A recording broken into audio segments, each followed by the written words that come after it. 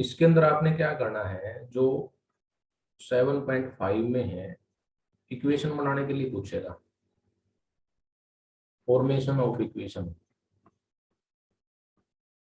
Equation आपने बनानी है, ठीक है।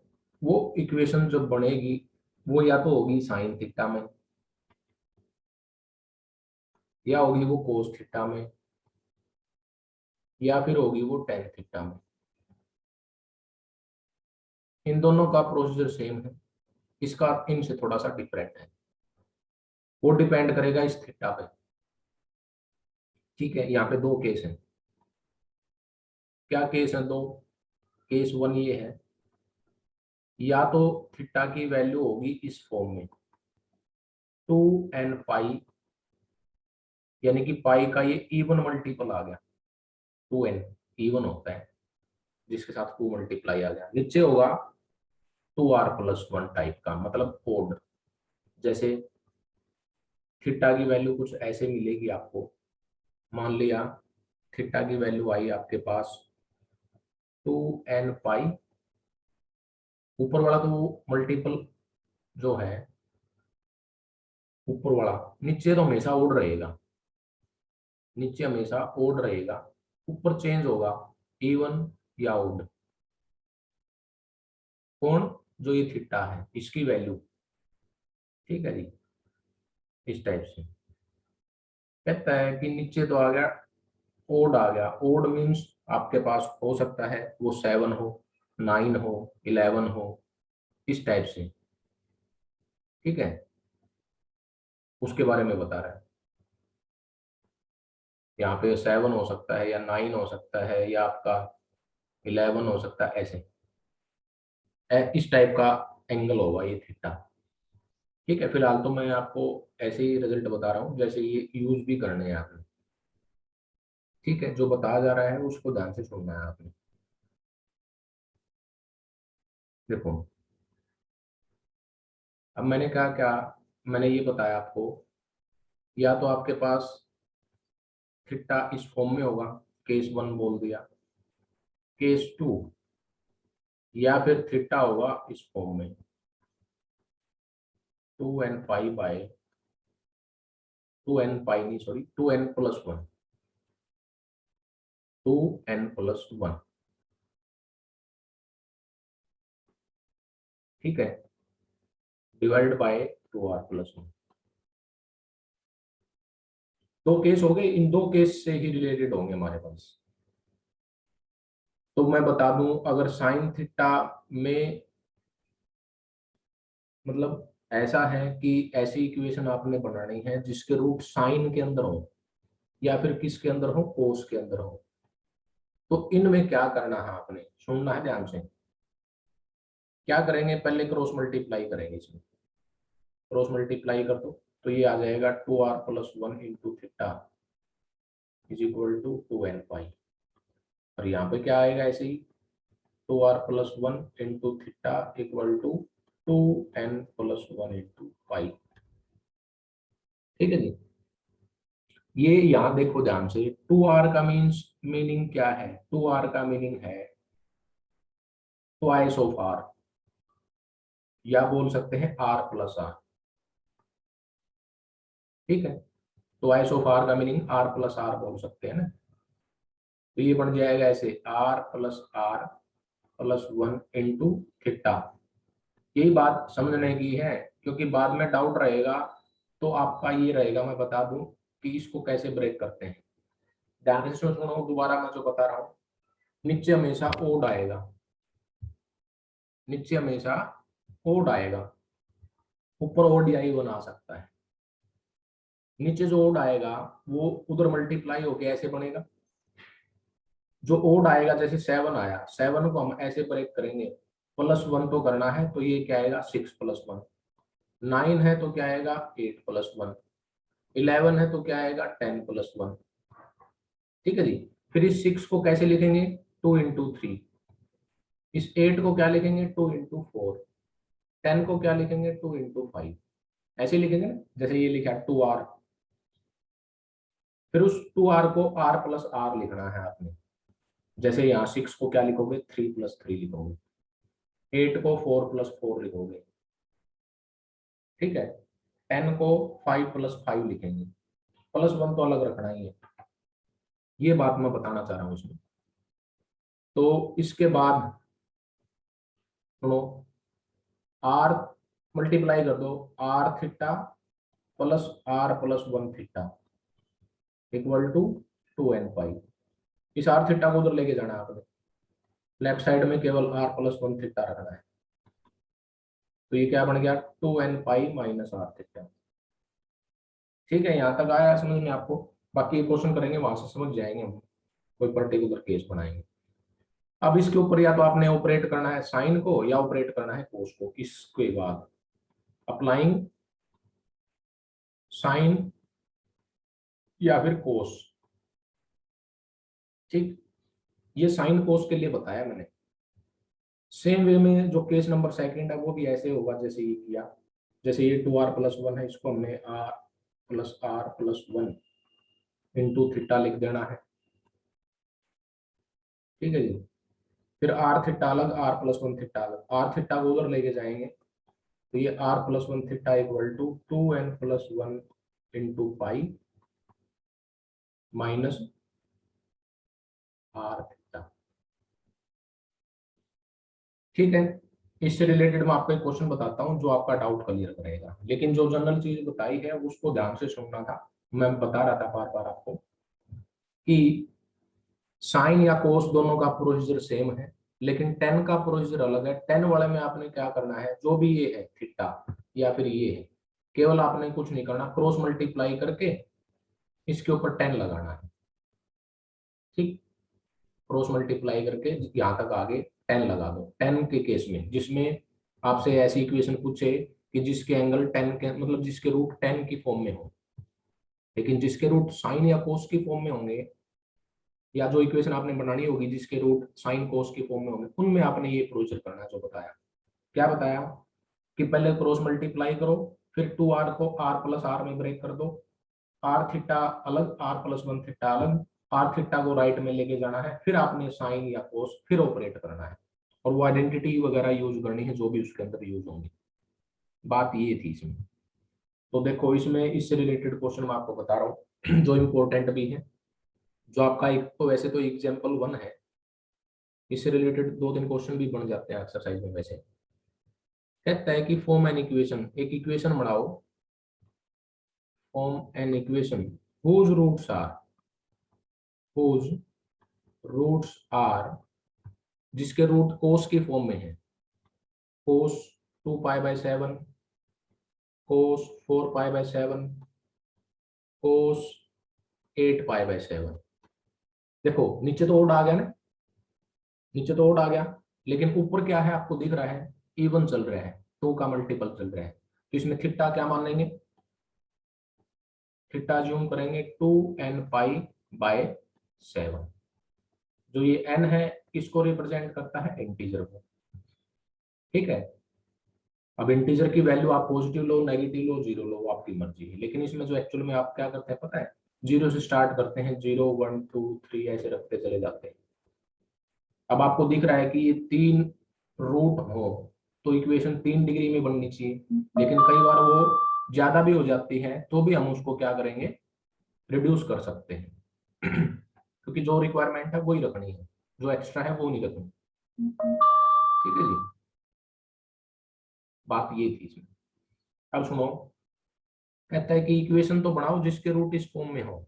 एक दूसरा क्वेश्चन और उसने पूछ लिया, and also form an equation, इनके रेसिप्रोकल करना है आपने, वो इक्वेशन बनाने। Also form an equation whose roots are secant 2π/7, secant 4π/7, secant 8π/7। ये तो इसको देखो कैसे सोल्व करते हैं।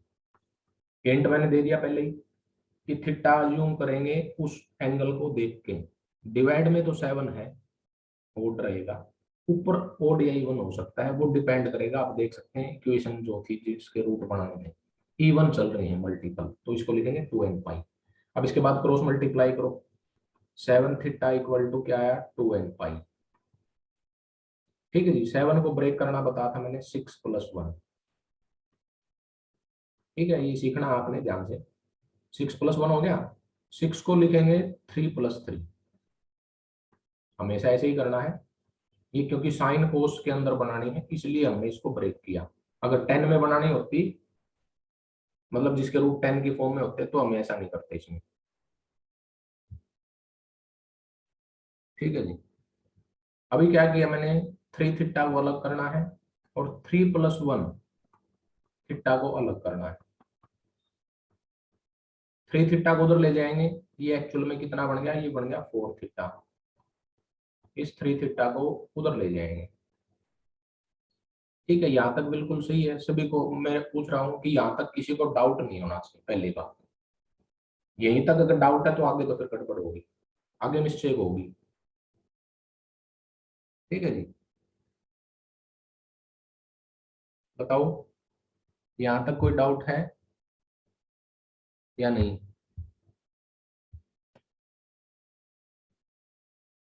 जल्दी बताओ।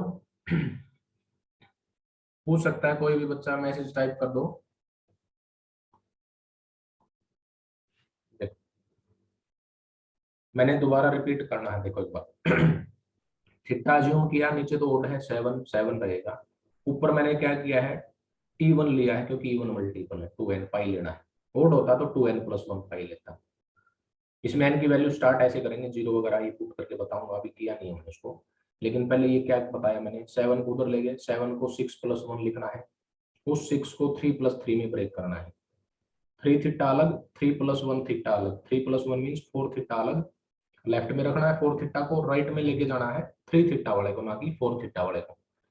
अब इसके ऊपर आपने ऑपरेट किसको करना है, जिसकी फॉर्म में आपने रूट बनाने थे, कोस की फॉर्म में बनाने थे, तो ले इस पे अप्लाई कर दो, taking cosine on both side, cosine function, यानी कि कोस ऑपरेट कर दो, कोस ऑफ 4 थीटा, राइट में आएगा cos of 2n pi minus 3 theta. Cos 4 theta को क्या लिखते हैं, आपको सभी को पता हो। कोस 4 थीटा को ऐसे लिखेंगे, cos of 2 into 2 theta, cos of 2 into 2 theta. Cos 2n pi minus 3 theta क्या रहेगा, कोस थीटा ही रहेगा। ठीक है जी, नेक्स्ट पेज पे जा रहा हूँ। तो कोस 2 थीटा की आइडेंटिटी आपको पता हो, जैसे ये कोस 2 थीटा की होती है, कोस की फॉर्म में ही बनानी है, 2 कोस स्क्वायर थीटा -1 होता है 2 कोस स्क्वायर थीटा -1। ऐसे ही कोस 4 थीटा क्या बन जाएगा फिर, वो बन जाएगा 2 कोस स्क्वायर 2 थीटा -1। ठीक है, इसके अंदर कोस 2 थीटा की फिर आइडेंटिटी यूज कर देंगे, क्या, 2 कोस स्क्वायर थीटा -1। कोस 2 थीटा की स्क्वायर है तो स्क्वायर कर दिया।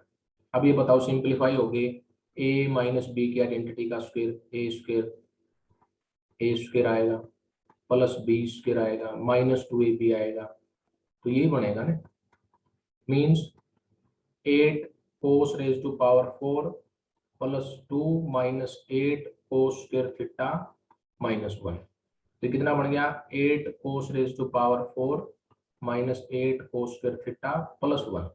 ये किसकी वैल्यू आ गई, कोस 4 थीटा की। सेम वे में, क्योंकि मैं राइट साइड में कोस 3 थीटा निकालना चाह रहा हूँ, कोस 3 थीटा सभी को पता है क्या होता है, 4 cos cube theta -3 cos theta. ठीक है जी, ये यूज कर देंगे। अब देखो कोस 4 थीटा ये है, कोस 3 थीटा ये है। अब देखो इक्वेशन क्या थी एक्चुअली, ये इक्वेशन जो दी मैंने स्टार, तो लेफ्ट में था कोस 4 थीटा, राइट में था कोस 3 थीटा, तो लेफ्ट में कोस 4 थीटा की वैल्यू रखो। Therefore from star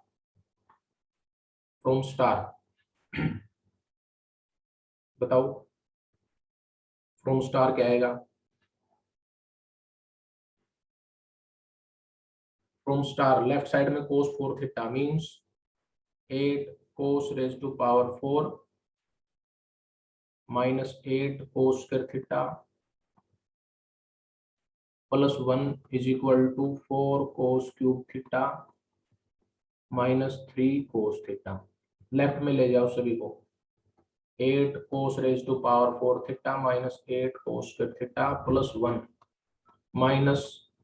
4 cos cube theta minus plus हो जाएगा 3 cos theta is equal to 0।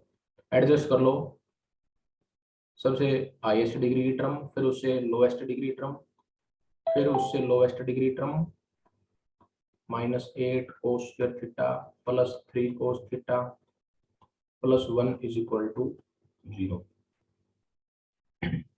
ठीक है जी, ये इक्वेशन कोस थीटा में है, विच इज एन इक्वेशन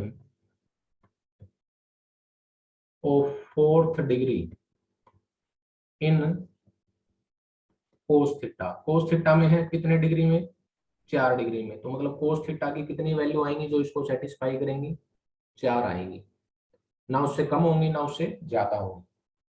ठीक है, लेकिन हमने तो कोस थीटा में जो इक्वेशन बनानी थी उसके तो रूट कितने होने चाहिए थे, 3 होने चाहिए थे, लेकिन ये तो 4 में आ गई। इसका मतलब एक रूट आपने हटाना पड़ेगा, वो कौन सा हटाना है वो देखेंगे बाद में। लेकिन एक काम कर लेना, जो ये कोस थीटा में इक्वेशन आई है, कोस थीटा को रिप्लेस कर दो एक्स से। तो थोड़ा आप पिछले वाला जो आप पिछले सेमेस्टर में पढ़ रहे थे उस टाइप की इक्वेशन आपको नजर आएगी। तो ये इक्वेशन बन जाएगी 8x raise to power 4 minus 4